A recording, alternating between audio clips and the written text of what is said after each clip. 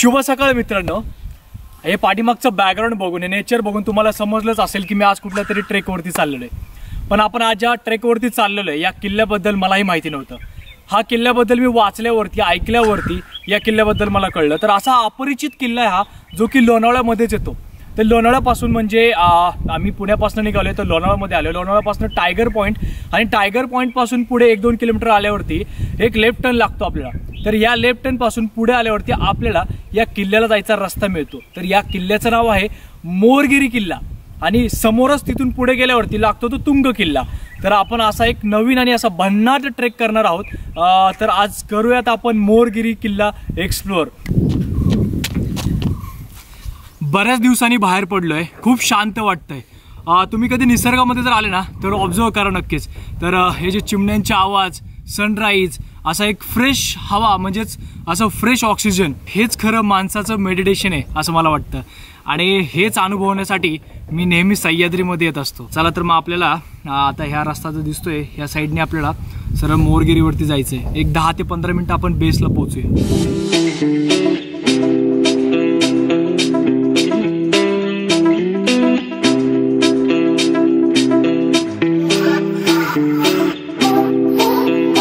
मावशी, हे गाव कोणतं आहे?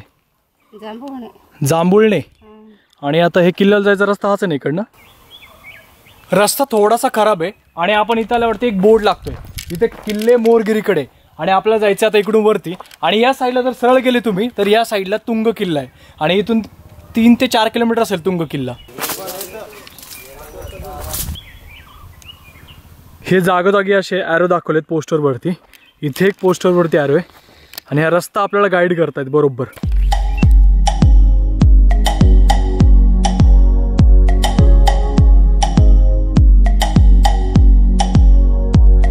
चला तर मग फायनली आपण ट्रेक चालू केलेला आहे.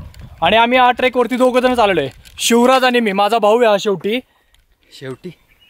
शेवटी म्हणजे ॲक्च्युली माझ्या भरपूर जवळच्या मित्रांना विचारलं मी, पण आज सगळे बिझी असल्यामुळे कोणी आलं. मग म्हटलं भावाला, म्हटलं चल जाऊ ट्रेकला. शेवटचा ऑप्शन नाही रे भावा, म्हटलं जाऊ. आता काय, आता मस्का लावायला लागतं काही लोकांना.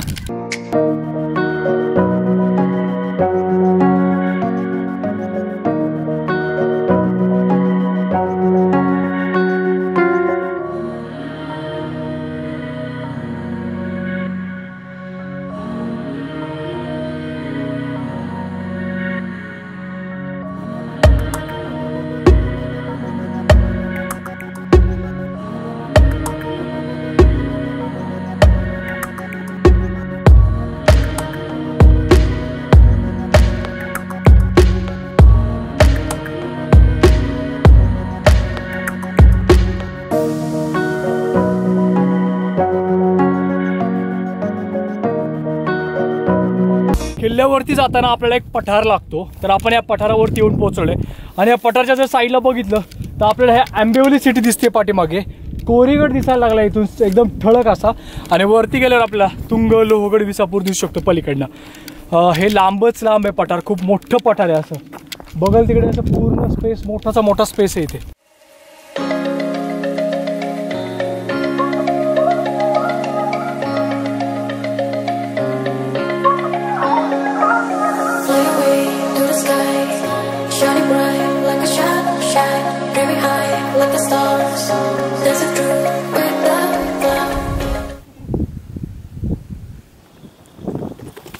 हा असा शूट करावा लागतो. ऊन वाढत चाललंय, आता 9:30 वाजलेत, आणि हे खूप इम्पॉर्टंट आहे उन्हाळ्यामध्ये सनस्क्रीन वापरणं, नाहीतर टॅनिंग असं होतं. तुम्हाला माहितीच आहे काय होतं. कुठं राहिले? इथे राहिले का? हा, अच्छा. लवकर ट्रेक चालू केलेला आहे कारण की आपल्याला आज 2 ट्रेक करायचे आहेत. आज मोरगिरी करायचं आहे आणि तेलबैला पण आपल्याला करायचं आहे. तर आपल्याला लवकरात लवकर किल्ल्यावरती जाऊन 12पर्यंत खाली उतरायचं आणि थोडासा आराम करू आपण तेलबैला जाणार आहे. तर हा व्हिडिओ तुम्ही शेवटपर्यंत बघा. या व्हिडिओमध्ये आपल्याला खूप असे भन्नाट ड्रोन शॉट तुम्हाला बघायला मिळतील. इथे एक बोर्ड पडलेला आहे खाली, वाऱ्यामुळे पडला असेल हा.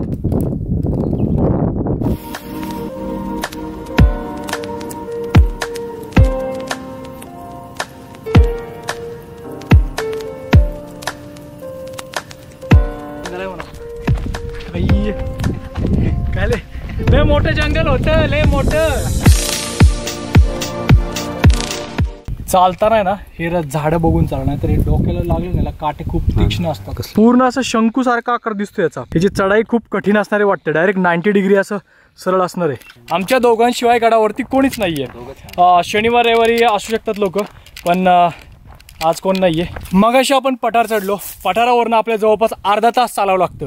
म्हणजे अर्धा तास चालून आल्यावरती इथेच मध्येच एक आपल्याला लेफ्ट टर्न लागतो, तिथे बोर्ड लावण्यात आलेला आहे. त्या बोर्डवरती लिहिलेलं आहे किल्ल्याकडे जाण्याचा रस्ता. तर या किल्ल्याकडे जाणाऱ्या रस्त्याला फॉलो करायचं आहे आणि इथून वरती आपलं पूर्ण असं घनदाट जंगल दिसतंय. बघू आता आपण जंगलात जाऊन.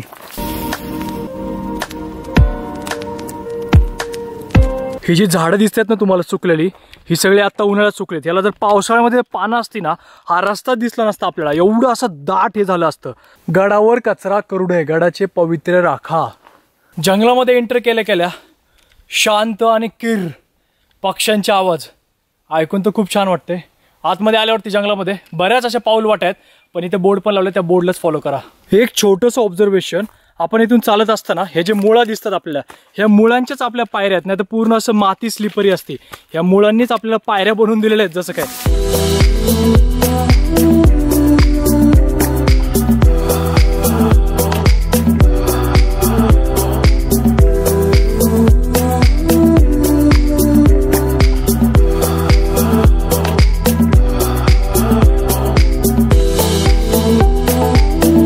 गडावरून जाताना आपली बॉटल आणि असंख्य आठवणी नक्की घेऊन जा. जिथे हा बोर्ड लावला होता तिथेच ही खाली बॉटल पडलेली आहे.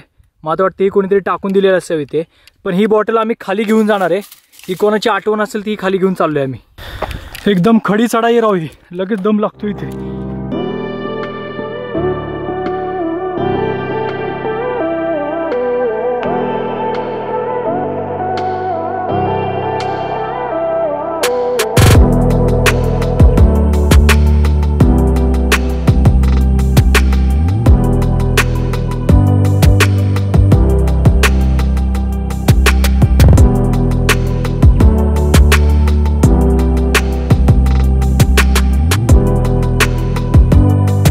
एवढी खडी चढाई नाही, ते डायरेक्ट 90 डिग्री. लय घाण दम लागला राव. हा जो लास्टचा टप्पा आहे, ही वाट जेवढी अवघड वाटते ना चढायला, त्याच्यापेक्षा अवघड आहे उतरायला. कारण की पूर्ण माती आहे, स्लिप आहे. पायरी तर एक पण नाहीये.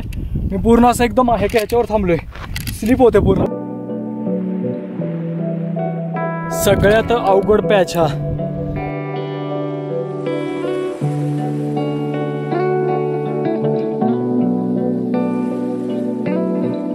त्या कातळकड्याजवळ येऊन पोहोचलोय आणि इथं आल्यावरती आपल्याला बघायला भेटतं पूर्ण असं या दगडाला सिंदूर लावून ठेवले.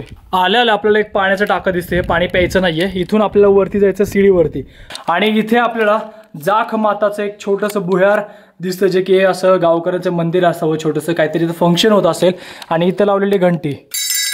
इथून आपल्याला वरती जाता येत नाही, त्याच्यामुळे ही सीडी लावलेली आहे. आम्ही पूर्ण या जंगलामध्ये होतो. या जंगलातनं या साईडला आलो वरती, आणि या साईडने कडाकडाने आम्ही बरोबर इथे आलोय. आणि पूर्ण आपल्याला साईडला हे सिंदूर लावले, दगड, इथे मंदिर, पाण्याचे टाकं, इथं सीडी, दृश्य बघायला मिळतं.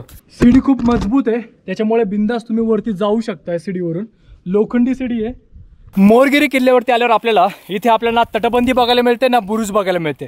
तर हा किल्ल्याचा वापर ऐतिहासिक काळामध्ये घाट मार्गावर लक्ष ठेवण्यासाठी करण्यात येत असावा, म्हणजे घाट रक्षक म्हणून या किल्ल्याची ओळख असावी त्या काळामध्ये.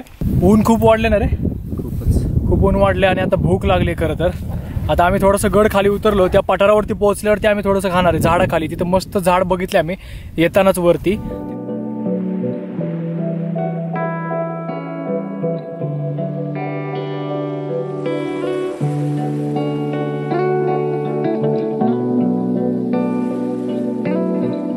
मित्रांनो, फायनली आपण गडाच्या टॉप व्ह्यू वरती आलेलो आहोत.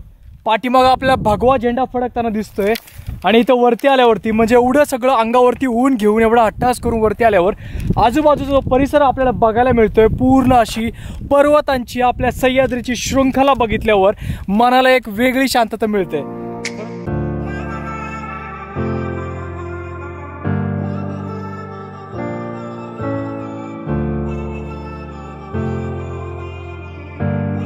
आल्यावर कळतं आपला किल्ला किती छोटा आहे, पण किल्ला दिसायला खूप सुंदर आहे. आणि हा किल्ला कसा दिसतो आपल्या ड्रोन मधून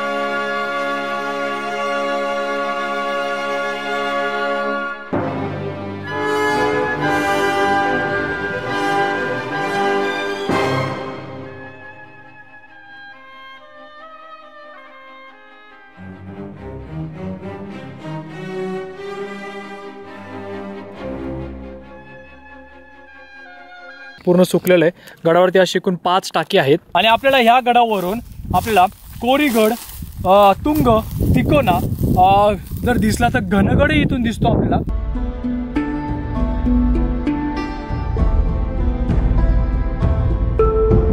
अकरा वाजलेले आहेत, खूप ऊन वाढलेले आणि आता आपण हा पूर्ण गड पूर्ण एक्सप्लोर करून आता खाली उतरणार आहे। खाली जायचा रस्ता म्हणजे खाली जायची वाट खूप थोडी घसरडी आहे, खूप आपण सांभाळून आणि सावकाश जाणार आहे।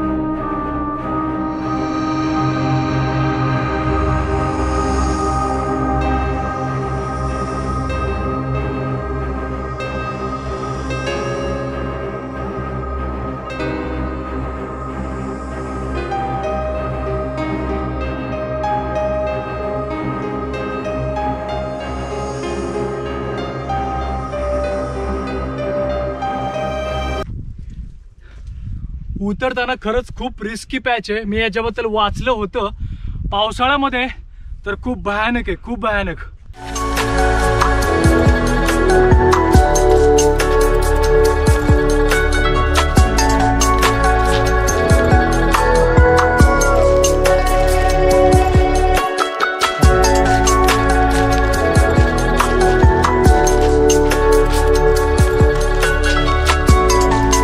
कसलं किर्र आणि घनदाट जंगल आहे।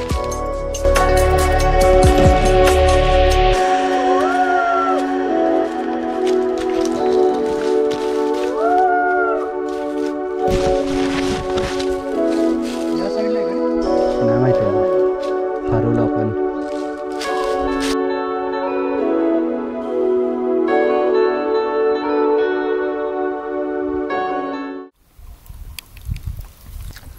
कसं वाटतंय खाऊन? भूक लागली होती ना खूप। बाहेर एवढं कडक ऊन आहे आणि आम्हाला असं एकदम दाट सावलीचं झाड भेटलं इथे आणि आम्ही इथं नाश्ता करायला बसलो। आम्ही डायरेक्ट असा डब्बा घेऊन आलो घरनं एवढा मोठा, ह्याच्यामध्ये आम्ही राईस आणि अंडा राईस बनवला होता। सकाळी सकाळी मस्त गरम गरम राईस अंडा राईस बनवून आणलेला आम्ही आणि आता जे 2 घास पोटात चाललेत ना, इतकं बरं वाटतंय कारण की सकाळपासून काहीच खाऊन निघालो नाही। आम्ही फक्त 2 केळी खाऊन निघालो होतो, जसं आम्ही ईर्षागडाला निघालो होतो।